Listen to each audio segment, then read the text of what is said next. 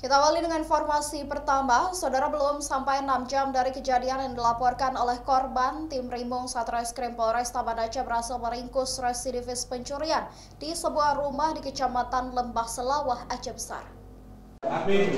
Pelaku IA 60 tahun pria asal Aceh Barat Daya yang berdomisili di Lembah Selawah, Aceh Besar, diringkus tim Rimong Satreskrim Polres Taman Aceh beserta barang bukti. Pelaku melakukan pencurian di Istana Perabot Banda Aceh. Pelaku IA baru saja bebas dari Lembaga Permasyarakatan LPKJ Aceh Besar 5 hari lalu dalam perkara yang sama. Ia sudah 5 kali menghuni lapas, namun aksi pencurian yang terjadi tersebut tidak sampai 6 jam sudah berhasil ditangkap.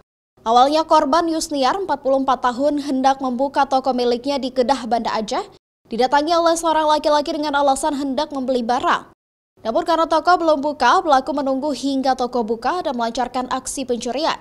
Menindaklanjuti laporan tersebut, kami mengecek CCTV dan mencari informasi dari saksi-saksi yang ada, dan kami temukan bahwa pelaku tersebut adalah seorang pria dengan menggunakan kendaraan roda 4. Lalu kami melaksanakan penelusuran melalui CCTV dan saksi-saksi yang ada bahwa pelaku tersebut sudah mengendarai mobil tersebut ke arah Lembah Selawah.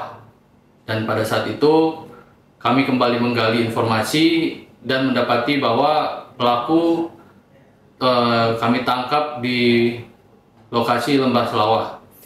Dan dari informasi yang kita dapat bahwa pelaku merupakan pelaku residivis pencurian yang sudah 5 kali bolak-balik masuk, sudah kami tangkap dan tindak lanjuti, dan juga pelaku baru 5 hari keluar dari LP.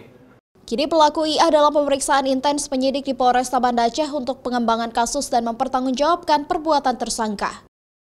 Syahril, Kompas TV, Banda Aceh.